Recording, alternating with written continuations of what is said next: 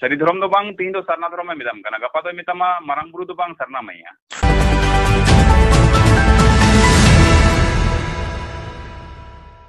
Hello. Medang Malay pe. Lokhan babu. Menden jaha post kadam. Ona post chitan tege mane oka leka re dom menak khan nyutum lay tape ado jai hok nyutum ko gele lay am kana inho Dilip Kumar Soren kanai khatara thik ache ado oka lekana dom em lay kada ado ona ge bangla buj dare kana ona dom bepar kati lay lena देखो कथा दो गना मिट्टन programme सपड़ा करते जुदी दोसारी लो मिट्टन गोबेक कथा हिजु हैं sir हां आदो ताले खान दो मिट्टन लहार गे ओना बुझ दरकार उनी मिट्टन लाई दरकार जे नंकालम कराव हनकालम कराव है सर आदो ताले अरे हठात करे मिट्टन गोबेक कथा से बड़ी कथा दो मिट्टन उचित दो बांगना नो मिट्टन कथा का बड़ी कथा दो बाको लई केदा गोबेक कथा को लई केदा गोबेक कथा दो जखन गे नीति आदर्श बांग मिले तखन गे गोबेक कथा हिजुआ जखन गे उनिया नीति आदर्श हर बाको कुसिया दिसो को कुसिया दिसो को आवाज रकाब ना मिटांग संविधानिक हक मिना तकवा जोर गे दिलीप दे हेलो लेकिन नवा दो ऑल हुई के ना कोई कोरा से कुड़ी 29 तारीख किलो माने जेदा हिल टॉप जनसभा रे ऑल ना ना पर दिन तो बानु ना ऑल जे पर दिन रे ऑल जनसभा रे सालखान मुर्मू नि जनसभा रे माने माने चलती नवा दो इंडिकेट करते बुझी पना जे ना दो माने चला कान था जनसभा उन समय को गोबेक करे अच्छा तो है नाम केटी निदिन तो पर दिन ये तो पर दिन रे मेंते आड़ा कदा पे ओना तो बांग जहां जे ऑल कदा ओना गे मेन ही पना अच्छा ठीक आदो ओनकना कथा को जहां को अबो बन अडी बेसी बन अतम कोयदा रोड पारम में दाबन सोशल मीडिया रे रोड पारम ना ओड़ा कोचा खय बन पोस्ट कर का कना आर गोटा दिसम हर को नेल दा नो दा बेबड़ी कमी हियो कना ठीक है आले दिसम हर दिसो हिसाब से प्रतिबद्धता दिलीप दा हां कथा दो ओना दो ठीक गया मेनखान नेल में व्यापार कना आम जुदी मिटन जहां बड़ी के कमी है से ताले आम सरासुरी उडी संगे गलमाराव करते मिटन बेस डहार पाजा लखाय के तो हुआ बामांग सरासुरी गलमाराव दो अधिकांश समय रे देखा न्यापाम ना व्यापार मेना समय असमय ना व्यापार मेना किंतु होय नि लाहा जहां को अब आलोचना होयना अडी घड़ी रायनाथ बाबू संगे आलोचना होयना आजो मेताई होय जे आमेम लैदा जे कुली के मे जे धर्म दो ताले धर्म दो चेक कान तबना आमेम मेन केदा जे नोंका मिटान लाय लाक्चार अमुक तमुक नो को जेर दोना के पंथा कान तबना आदो ओंडे हो जहां प्रकृति पूजा कथा ना हिजु कना अच्छा आपेरन जहां गुरु कना गुरु मेन पे मन कना जेत बोंगा मेन पे मने कना जहां दो नजीर बिहीन मिटांग इतिहास पे तोरी कदा कोनो दिन हो दिसम धरती जगत रे होई कना से बांग इतिहास तोरी कना से बांग बाñ बड़ाया जे जहां आबरन बोंगा बुरु चला पंते कते जेत हर पूजा नोंकाना ये को दो बांग नेल कना आपेरन गुरु जहां दो सालखान मुर्मू उनी जहारे पे पूजा का दिया और उनी जहारे पे पूजा का दिया उनी के बांगमा आपे मेतापे कना जे जहारे बोंगा बुरु तो बन बगीना से नोनका क्रिश्चियन कोलका से हिंदू कोलका मंदिर को बिना करते बन ये अच्छा मंदिर को जदी बिना हुई ताले प्रकृति पूजा दो ओकाठेन तहेना नोकाना कथा तो बनुआ बाकीदा बनुआ सोशल मीडिया रे जथेष्ट मेना सोशल मीडिया रे जथेष्ट मेना अच्छा मैं ओना प्रूफ गोंके आले थे मेना ओना प्रूफ आले थे मेना आदो जुदी जाय एकमात्र आपे के नोंका पे रोडे तबोना जे अकारे माझी आरी सिस्टम दोहो बांग गानोआ ओंको एटा को लेका मंदिर रे पूजा हुआ ताला एटा धर्म थे कन्वर्ट में से कोनो असुविधा बनुआ ओना कथा रोड कोई गोंके ठीक ओना दो बेकार गम लइया कारण आपेरन गुरु जहां कोई कमी कदा आपे आले गोबेक तीन चला ले लेदा आले गोबेक कथा लैरना कारण चेत तिहिन सालखान मुर्मू रेन से सेंगल अभियान खना माझी परगना महल को रपा कना को आमा जहां बुनियादी कान तमा आम जहां रेम जनाम कना आमा छूत छटियर आमा जहां जत्तो कमी होरा हुई कना सावता रेना ओना सिस्टम में रपा तिहिन हंडी चोडोर पे मनाए दा पे स्वयं गुरु गोंके पे विरोध कना गुरु गोंके हो हंडी बंद दो तीस बाय लेकेदा धर्म रेना हंडी न्यू दो बन न्यूया जोखा जनी हो नोंकना मिटांग कथा के राम सुमुंग हिंकना कथा मिटांग लई केदा जे ᱧᱩ ᱜᱮ ᱵᱩᱜᱤ ᱩᱱᱤ ᱵᱟᱭ ᱞᱟᱹᱭ ᱠᱮᱫᱟ ᱵᱟᱹᱜᱤᱭᱟᱵᱚᱱ ᱠᱤᱱᱛु ᱟᱯᱮ ᱫᱚ ᱥᱚᱨᱟᱥᱚᱨᱤ ᱯᱮ ᱵᱟᱹᱜᱤᱭᱮᱫᱟ ᱟᱨᱮ ᱵᱟᱹᱵᱩ ᱟᱢ ᱫᱚ ᱦᱚᱴᱚᱜ ᱯᱮᱨᱮᱡ ᱱᱟᱹᱰᱨᱤ ᱫᱷᱟᱹᱨᱤᱡ ᱚᱠᱚᱭ ᱦᱚᱸ ᱵᱟᱭ ᱫᱩᱞᱟᱢ ᱠᱟᱱᱟ ᱟᱢ ᱫᱚ ᱟᱢ ᱡᱩᱫᱤ ᱨᱟᱱ ᱫᱚᱠᱟन ᱨᱮ ᱨᱟन ᱠᱤᱨᱤᱧ ᱢᱮᱛᱟᱢ ᱜᱚᱝᱠᱮ ᱤᱧ ᱨᱩᱣᱟᱹᱜ ᱠᱟᱱᱟ ᱠᱟᱹᱴᱤᱡ ᱯᱮᱨᱟᱥᱤᱴᱟᱢᱚᱞ ᱫᱚᱨᱠᱟর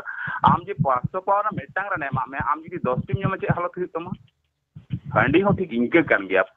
ᱟᱵᱚᱣᱟᱜ ᱵᱤᱨ ᱵᱩᱨᱩ ᱫᱟᱨᱮ ᱱᱟᱹᱲᱤ ᱡᱟᱦᱟᱸ ᱨᱮᱦᱮᱫ ᱠᱚ ᱢᱮᱱᱟᱜᱼᱟ ᱚᱱᱟ ᱨᱮᱱᱟᱜ ᱱᱤᱨᱡᱟᱥ ᱠᱟᱱᱟ ᱚᱱᱟ ᱫᱚ ᱟᱵᱚᱣᱟᱜ ᱦᱚᱲᱢᱚ ᱨᱮ ᱨᱟᱱ ᱞᱮᱠᱟᱭ ᱠᱟᱹᱢᱤᱭᱟ ᱴᱷᱤक আছে ठीक दिसोम ᱨᱮᱱ दिसुआ ᱟᱸᱡᱚᱢ ᱤᱧ ᱞᱟᱹᱭ ᱦᱚᱪᱚᱧ ᱢᱮ दिसोम ᱨᱮᱱ दिसुआ ᱛᱤᱦᱤᱧ ᱵᱤᱵᱷᱤᱱᱱᱚ ᱡᱟᱦᱟᱸ ᱟᱵᱚᱣᱟᱜ ᱢᱮᱞᱟ ᱠᱚ ᱦᱩᱭᱩᱜ ᱠᱟᱱᱟ ᱢᱮᱞᱟ ᱠᱟᱛᱷᱟ ᱨᱮᱱᱟᱜ ᱰᱮफᱤᱱᱮᱥᱚᱱ ᱞᱟᱦᱟᱛᱮ ᱵᱟᱰᱟᱭ ᱞᱟᱜᱟᱜᱼᱟ ᱡᱮ ᱢᱮᱞᱟ ᱫᱚ ᱪᱮᱫ ᱠᱟᱱᱟ ᱛᱟᱨᱯᱚᱨᱮ ᱢᱮᱞᱟ ᱨᱮ ᱡᱟᱦᱟᱸᱭ ᱠᱚ ᱥᱟᱢᱤᱞᱚᱜ ᱠᱟᱱᱟ ᱩᱱᱠू ᱦᱚᱲ ᱯᱮ ᱨᱚᱲ ᱯᱟᱨᱚᱢ ᱠᱚᱣᱟ उनको पे सेता सुक्री अमुक तमुक अड़ी किछु पे मेता कोना कि ठीक हुयुक कना मेला हुयुक कना मिलन क्षेत्र नोडे दो मिटांग सांस्कृतिक लेनदेन हुयुआ आबो विभिन्न देश दिसोम रेन पेड़ा पड़े संग यापाम हुयुक तबोना नोडे हुट करे मिटांग सेता सुक्री मेता खा गे होइना आबो जहां उच्छृंखल जहां कमी को हुयुक कना ओना चितान रे दो रोड गानोआ किंतु मेला चितान रे दो रोड बांगला जे मेला दो अड़ी रकम अपरन डाक्टर इंजीनियर साहित्यिक कवि विभिन्न रकम बिजनेसमैन हर को सेटेरो कन तबोना ताला आपे हो नोंका हर हर तायम ते पे गुयुरो कना ताला आपे तो तिना अकिलान हर कान तबोन पे नोडे के बुझुक कना गोंके तलाम तबोन मेमा कथा दो नोआ नेल में तेई अब भारत वर्ष रे तेई मिटन जात लेका तो बांचा लेका खान अब तोन दोन ते जतो को के गोड़ो लगा बना नो मिटन प्रथम कथा हेते आरो तेई हाने तीना दिन रे आप गबन मेन आदिवासी माने भारत वर्ष रे पहिलो जाति आदो तेई नितो अभी तेई ओय 75 साल पारम काते रो मिटन अब संविधानिक लेकाते मिटन धर्म जुड़ू बाबन फायदा दाड़े नाम दाड़ेदा ओय अत नोडे मिटन कथा ले लेगे आबो भारत वर्ष रे से आबो नोआ करे तीने गान मीटिंग सम्मेलन को हुयुक कना मैक्सिमम गे किंतु सांतार बन तहन कना और मैक्सिमम जखन सांतार बन तहन कना ताले इन सांतार हपना सांतार जहां जमसिम मिनती रे जहां अब धर्म ना कथा लई मिना सांतार टोटल आचार नेमाचार तलाते जहां वैशिष्ट्य मिटांग अब साब रकाब मिना ओना धर्म बात करते मुंडे ओरा लड़का को धर्म दो सांतार चाइन ला देइया सांतार धर्म के आदिवासी धर्म लई में से असुविधा बनुआ सांतार सारी धर्म के आदिवासी धर्म लई में असुविधा बनुआ किंतु मुंडे ओरा लड़का जहां एटा संप्रदाय मेना को धर्म लड़ाई रे बनु को उनको धर्म दो आम दो सांतार चाम ला देई को कना आर मिटन कथा गोंके इनानम लई के तबोना मेजॉरिटी ना कथाम लई केदा बिहार बेंगल आसाम ओडिशा झारखंड ना कथाम लई केदा जे बेसिर भाग हर को लईदा को नोंका सारना कथा को लईदा इन ओना कथा तो बाñ बताव तमा चेदा बाñ बतावदा बिहार बेंगल आसाम ओडिशा अडी स्टेट रेन गे अब संतार को ताहे कना तला ओका स्टेट रे मासे लई में ऑलचिकी डेवलप लेन तबोना पहिलो चेदा झारखंड ताहे कना ओडिशा ताहे कना नोआ को जायगा ताहे कना नोट चेदा ऑलचिकी बांग डेवलप ना चेदा बेंगल रे डेवलप ना नितो धरी ते ओना प्रूफ मिना अब पश्चिम बांग्ला रे नोटी यूनिवर्सिटी रे संताली ते पटन पटन हुई कना गुरु गोंके जहां रे जन्म दिसम ताए ओडिशा ओंडे नितो मात्र बारिया यूनिवर्सिटी रे संताली पटन पटन हुई कना चेदा अच्छा जातिय सचेतन अभाव मेना गोंके आजम ओना तो अभाव मेना जहां ते नो बांग होय रका पटना पश्चिम बांग्ला जदि बांग ताहे को नितो ऑलचिकी नोआ जायगा रे बांग सेटर को नो तो जोर दिए नितो हो पश्चिम बांग्ला रेन हर को लैया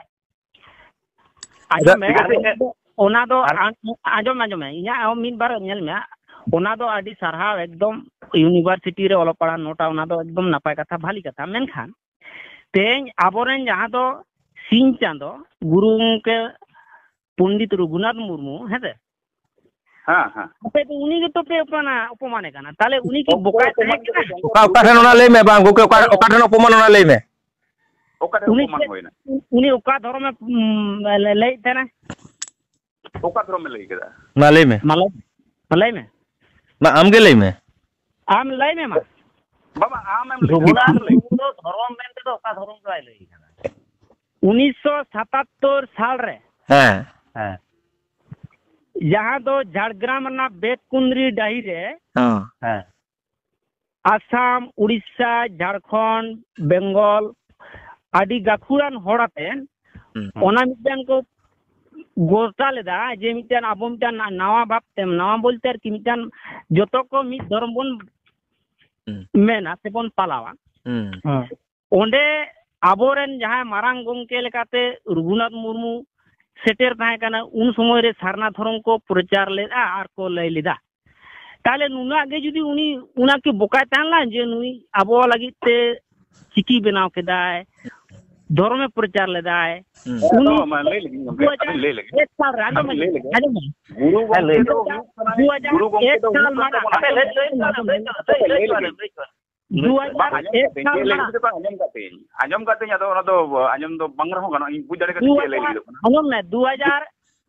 माने एक साल मांग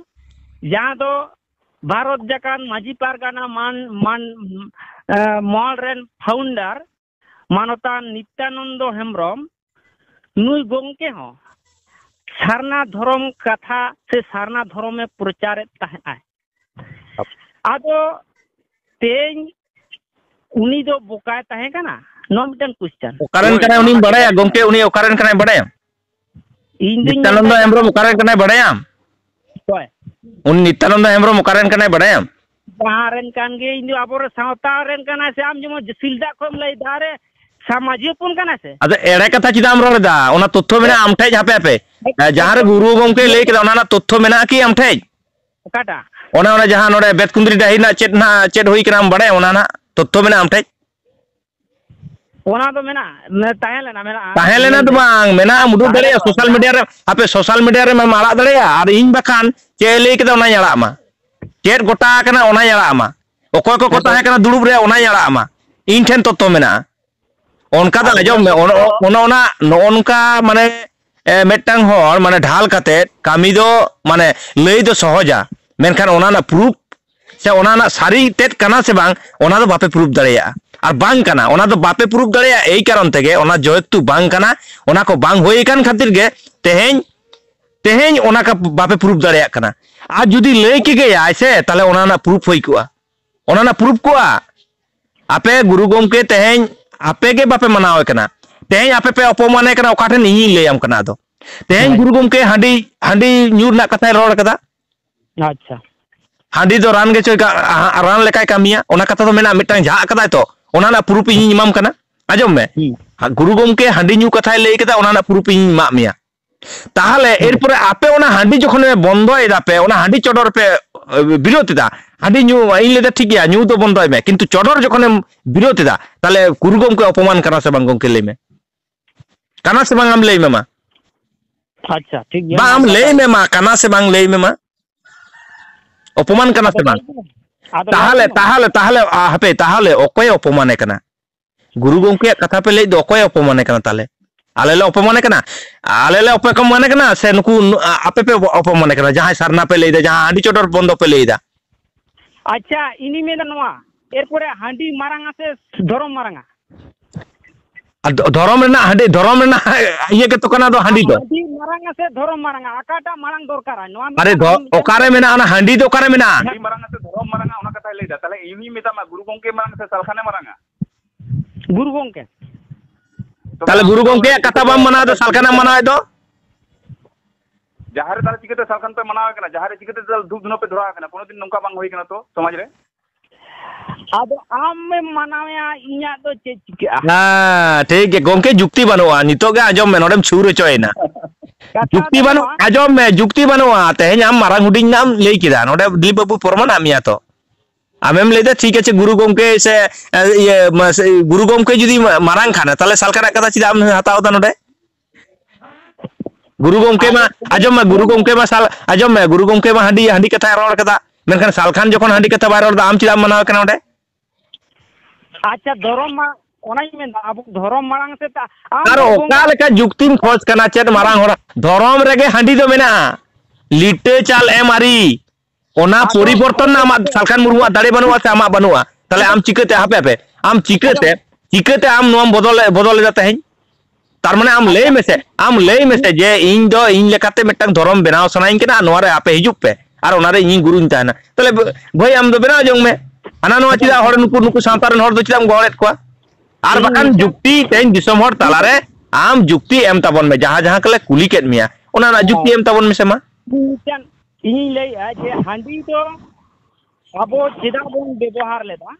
नीत अबो व्यवहार लाती कना से बांग नोआ मीत बार बांग करा चिकतेम लई किदा आपे बांग करा चिकतेम लई किदा बांग कना आम ताले तेहें आबो दौले चितान बाबो इतुर कुआ आबो दौले चितान बाबो इतुर कुआ नोआ नितो लागती बनुआ नितो तो उना कष्ट कते तुलना लागती बनुआ नुकु हिंदू को लेका अंगाते तिंगो कते इतुर बाखान गिरजार लेका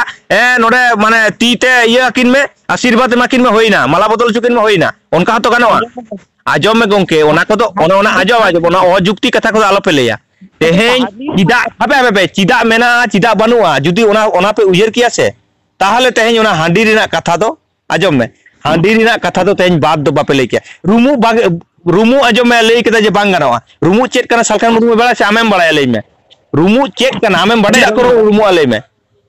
रूमू चेक कना ओना लई में से मान बड़ाया चेक का नाम ले में से चेक का नाम बड़ाया रूमू चेक का नाम बड़ाया मेटना कथा हुट करे मेता बुनाय जे गुरु गंके आपे पे अपमान कना जे हंडी पे नितो लखन बाबू मेंदा धर्म मानांगा से हंडी मानांगा अरे बाबू गुरु गंके लई कदाय धर्म रेना हंडी न्यू दो बन न्यूया एडा धर्म रेना हंडी तो बाय लई किया हंडी तो धर्म रेना कान ताबोना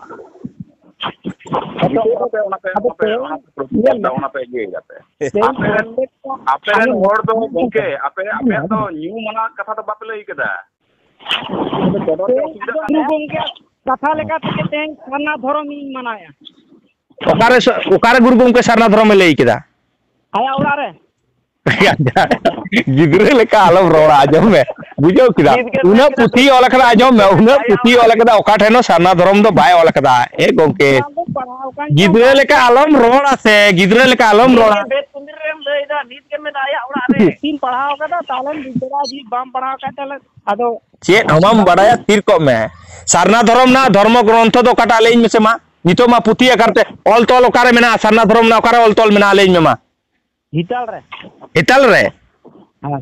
हितल रे माने हितल रे ऑल मेना ये सरना धर्म एकदम ना हितल रे दो ऑल दो बनुआ असल व्यापार गुरु गंके को है बड़ पंडित नुकु सरना रे मेना को हमको जोक का था टाइम से अच्छा आपे उना के जदी आपे आप मिटांग अविश्वास हुई कना से अविश्वास दो बा अजुक्ति में रोलेदा आम अजुक्ति में रोलेदा अजुक्ति आलम रोड़ा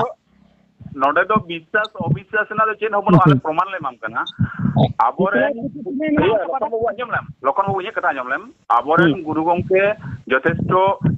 श्रद्धाशील हर कान तबना यथेष्ट आबो समाज रे एनएम मिना तया मन महतान मिटांग बोंगा बाराबारी हर कान तबनाय बिना तबनाय ऑलचिकी मेन मार्शल लगित ते तो गुरु गंके तो पहिलो रे बुझियोआ नुई दो ऑल गुरु कान तबनाय नुई दो धर्म गुरु दो बांग कान तबनाय धर्म जुदी बन पांजाया आरो लहा से चला हुई तबना मेनखान ओका लेका इन लेम कने अब जेमन गुरु गंके बन सम्माने कना ओंका के अब संताली साहित्य रेन मेन गानोआ पथ प्रदर्शक मेन गानोआ पहिलो उतर लेखक जहां तो हुकना माजी रामदास टुडू रेस्का उनिया हो किंतु उड़ीसा पनत रे जानता है झारखंड खेरवाल वंश धर्म पुथी मिना खेरवाल वंश धर्म पुथी रे हम तो उसको 77 ना कथा लई किदा बेतकुंदरी ना कथा इन हरि सिदाय ना कथा जमना 1895 ने कथा लेम कना ओना समसामयिक ना कथा लेम कना उन समय उनी गंके जहां ओलका तबना मांझी रामदास टुडू रेस्का उनी हो बोंगा बराबरी हर कान तबनाय उनी किंतु खेरवाल वंश धर्म पुथी रे सरी धर्म कथा लई कदा मोआ को नेल तबना अब जहां जमसिम मिनसी मिना तबना अब जहां पौराणिक कहानी मिना तबना ओंडे हो किंतु सरी धर्म ना कथा लई मिना तबना जहां गेल शर्मा गेलबार शर्मा धर्म को पीछे लेदा ता आज प्रमाण में गंके आम 1895 लहा ना प्रूफ दुवñ मेमा एने काई बता बांग सारना कना संताड़ा कना 1895 रेना 1895 को लहा रेना उनका प्रूफ दुवñ में ये इने को इने लहा रे हो अपरन लेखक को सारना को ऑल्टो कदा मेनते उनका प्रूफ ले मेमा